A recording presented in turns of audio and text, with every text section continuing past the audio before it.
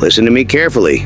I'm about to shatter every excuse you've ever made, every story you've told yourself about why you're not where you want to be.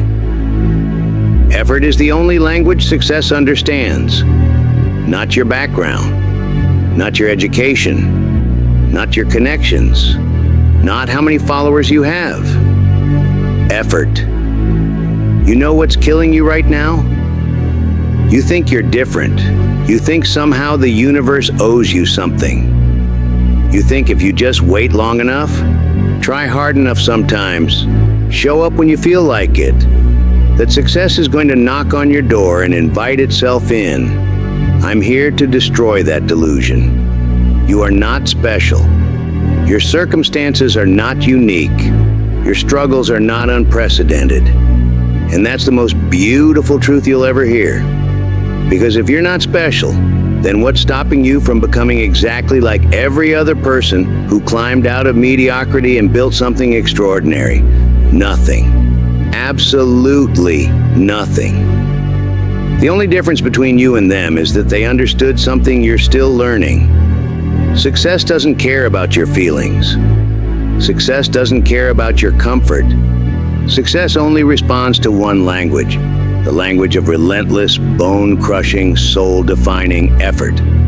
Most people live their entire lives terrified of one thing: being judged. They're afraid someone will see them fail. They're afraid of looking stupid. They're afraid of being laughed at. That fear is your prison. I stopped caring about what people think the day I realized something profound.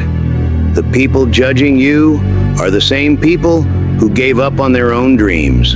The people criticizing your effort are the ones who never made any. Here's what I discovered about winners versus losers. It all comes down to mindset. What you focus your mind on becomes your reality. A winner's mindset is unstoppable because it operates on one simple principle. I don't care what it takes. I don't care how long it takes. I don't care who believes in me or who doesn't. I'm getting there. Period. End of discussion. When you become truly obsessed with your goal, and I mean obsessed, not interested, not motivated sometimes, obsessed, discipline becomes irrelevant. You know why? Because you can't wait to get back to work. You can't wait to do it again. The greatest quality that guarantees success is the absolute refusal to quit. Not talent, not luck, not timing. The absolute non-negotiable refusal to quit. Here's a statistic that will change your life. You will achieve 95% of any goal you set if you simply refuse to quit. Let me say that again. 95% of your goals are achievable if you just don't give up. So why do most people fail? Because they quit when it gets uncomfortable. They quit when it gets boring. They quit when they don't see immediate results. Winners operate differently. Winners work when they're sad. Winners work when they're angry. Winners work when they're heartbroken. Winners work when they're tired. Winners work when they're excited. Winners work when they're discouraged. Winners work regardless of how they feel. That's the secret. That's what separates those who get what they want from those who spend their lives talking about what they want. Let me tell you about a real obsession. Not the kind where you think about your goals sometimes. Not the kind where you work hard when you feel motivated.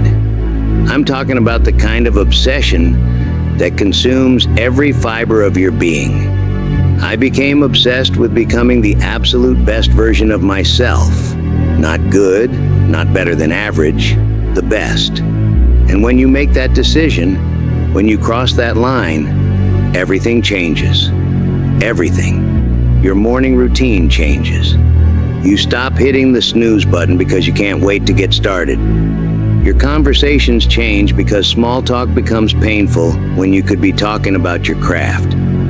Your friendships change because you can't relate to people who complain about their lives, but do nothing to change them. Your obsession has to be so intense that other people think you're crazy. So intense that they question your balance. so intense that they tell you to slow down, to take a break, to enjoy life.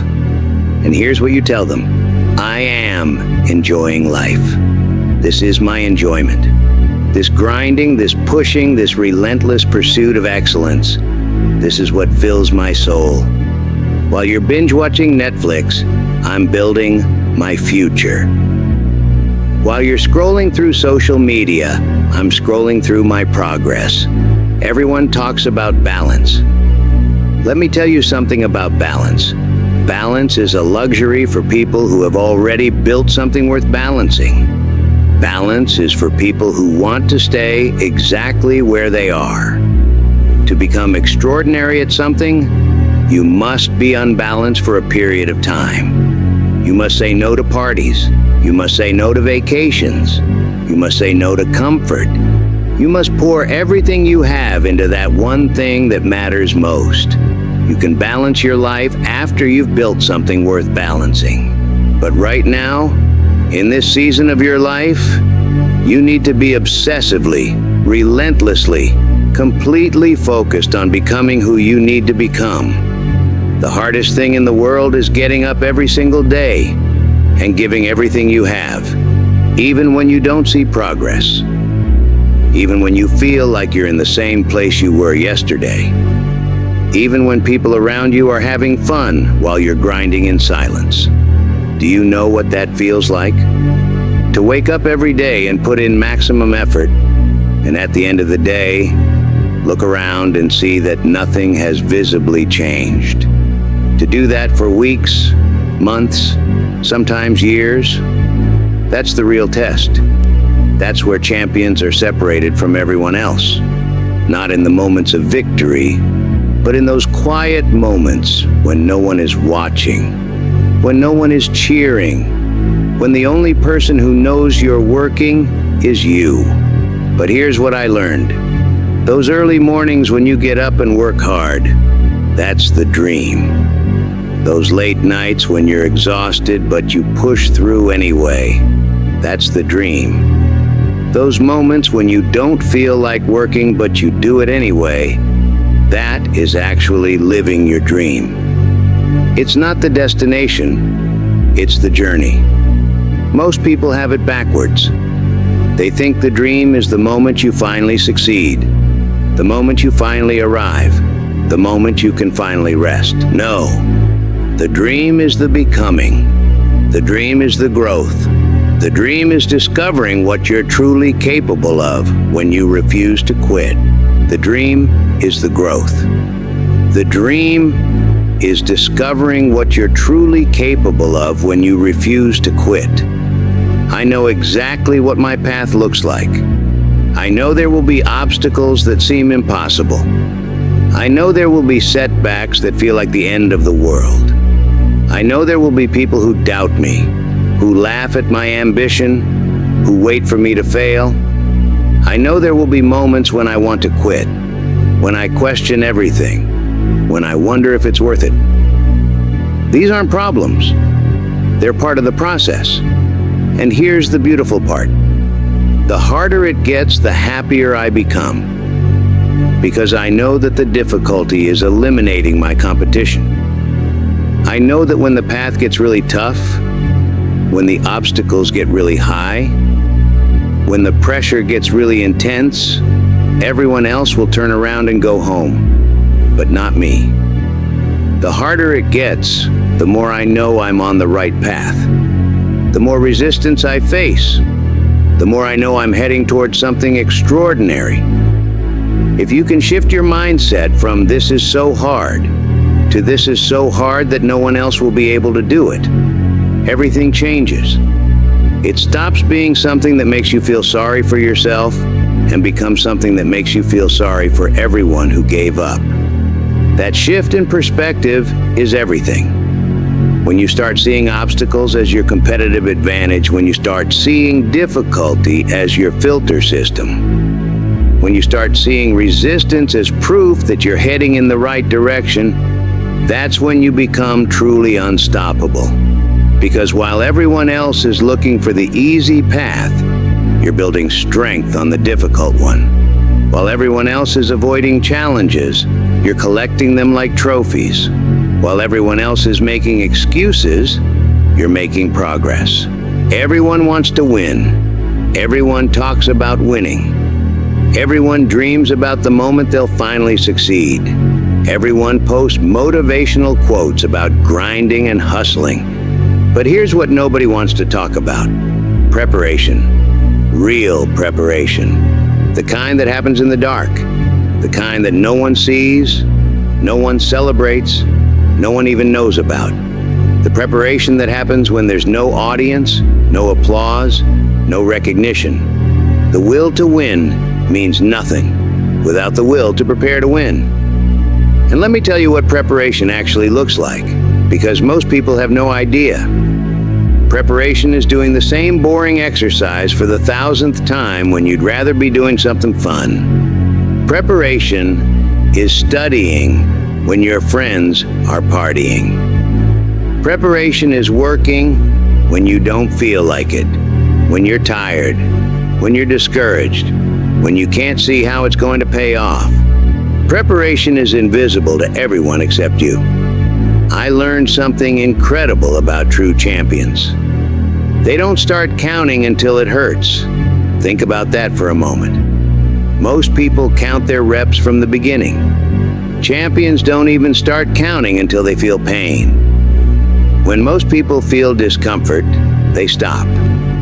When champions feel discomfort, they say, "Now we're getting started." That's the difference between good and great. Every successful person I know has gone through years, not months, years, of doing work without reward. They had to do things other people found boring while sacrificing things other people found fun.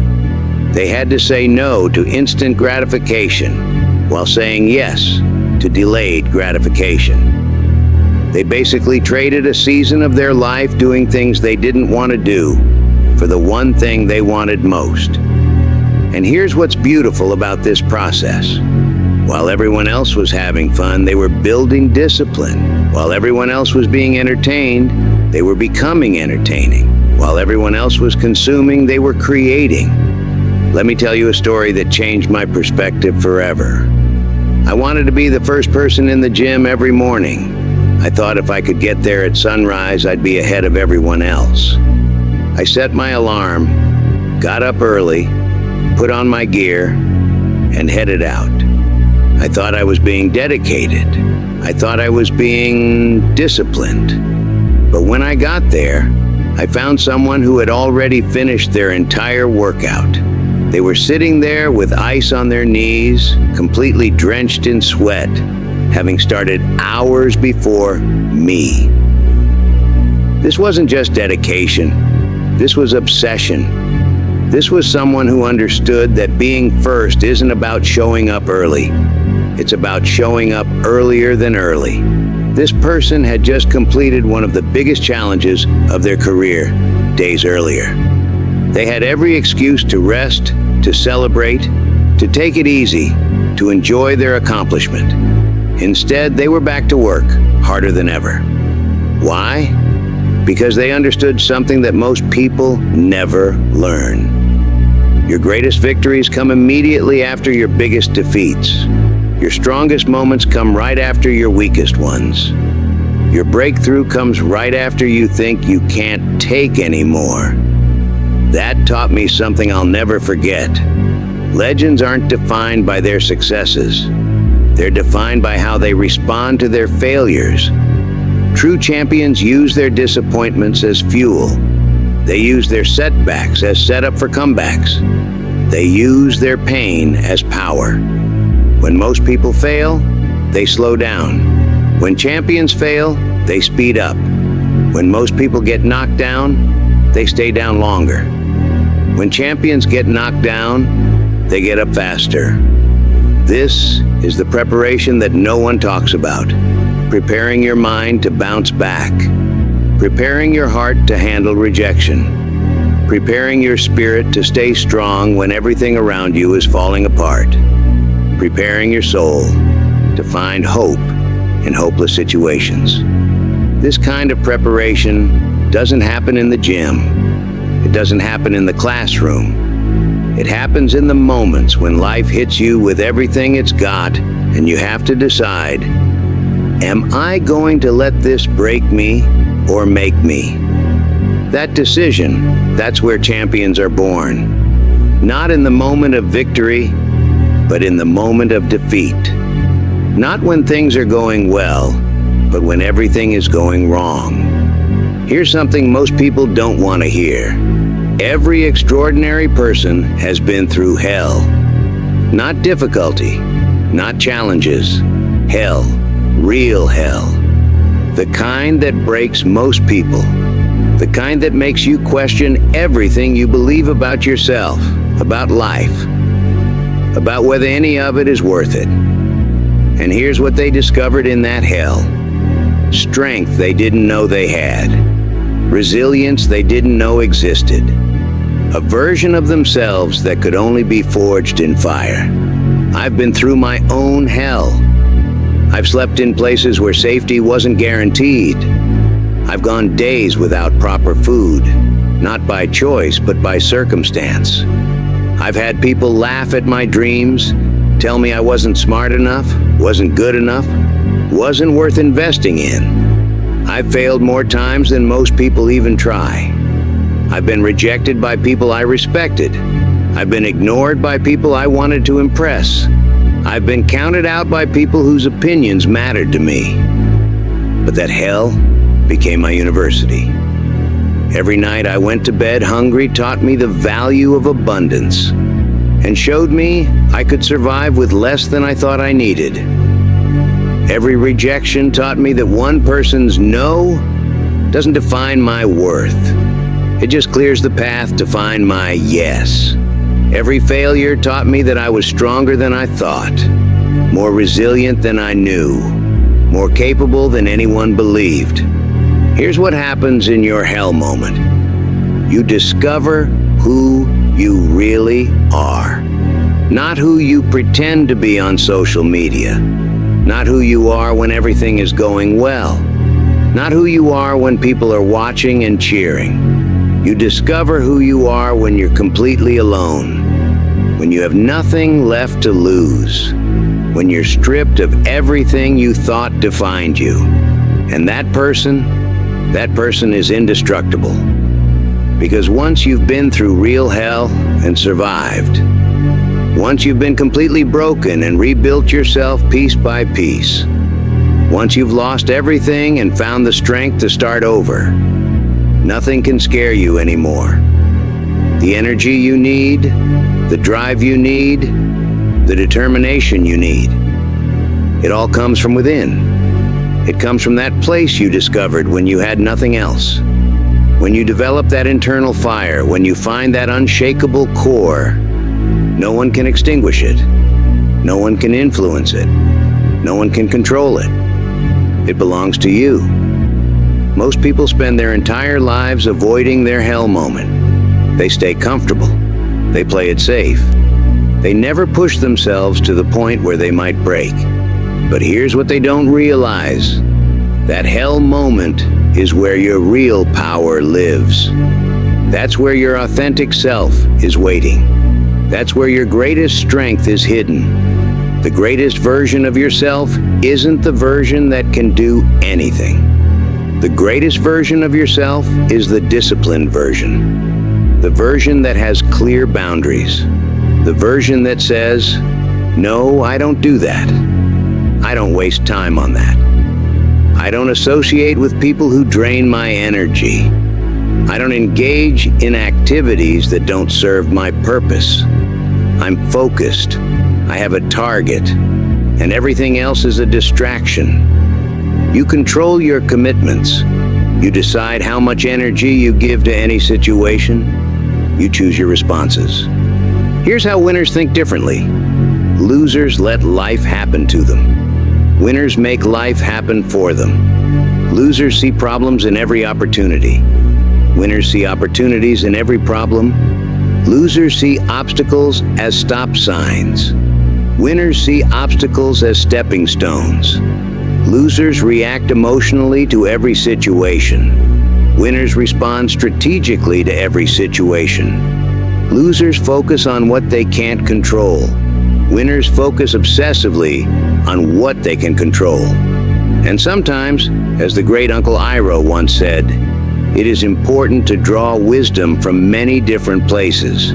If you take it from only one place, it becomes rigid and stale. The wisdom is everywhere, in your struggles, in your victories, in your failures, in your comebacks. But you have to be present enough to learn from it all. You have to be humble enough to extract the lesson from every experience. Your hell moments aren't punishments, they're preparations. They're not meant to destroy you. They're meant to reveal you. Every champion has a story of when they almost quit.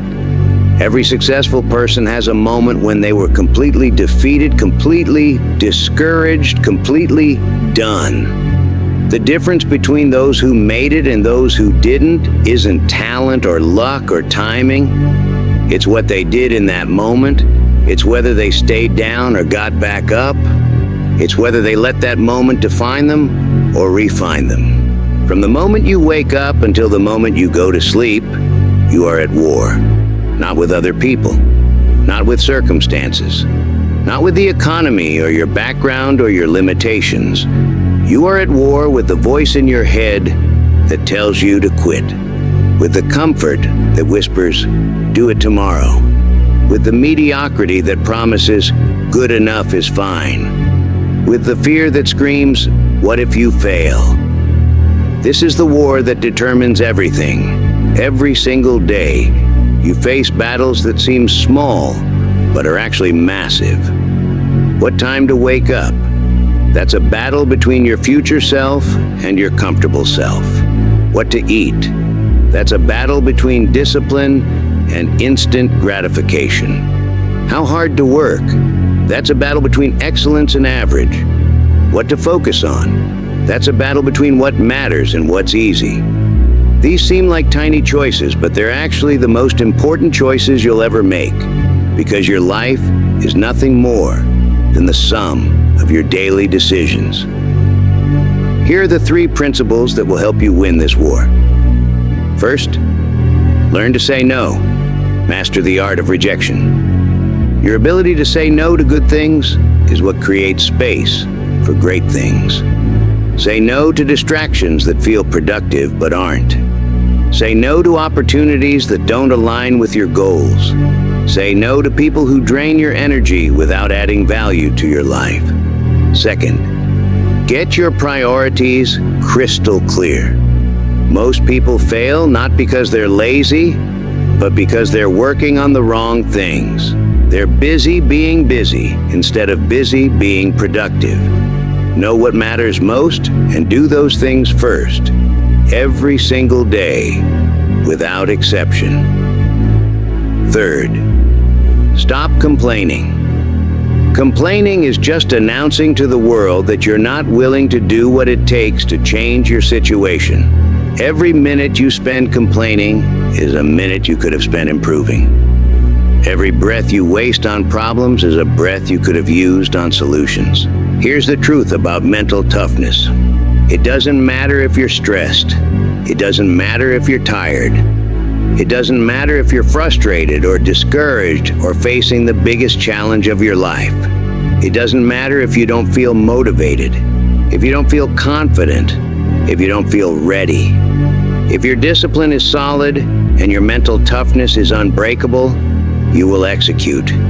You will show up. You will do the work.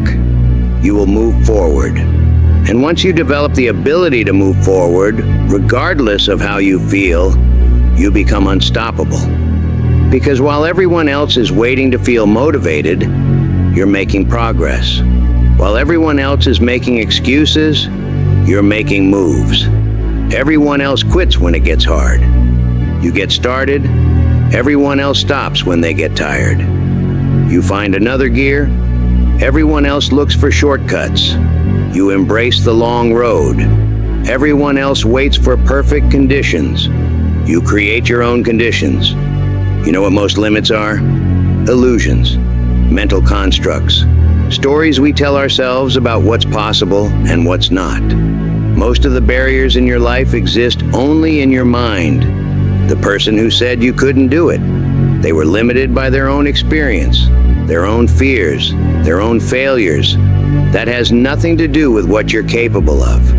When you decide, truly decide, that you're going to achieve something, when you commit every fiber of your being to that outcome, the universe has a way of moving obstacles out of your path.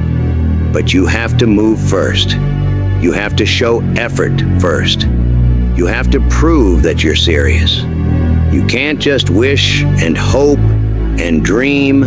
You have to work and sweat and bleed for it. So here's what happens next. Tomorrow morning, you get up earlier than you ever have. Not because you have to, but because you want to.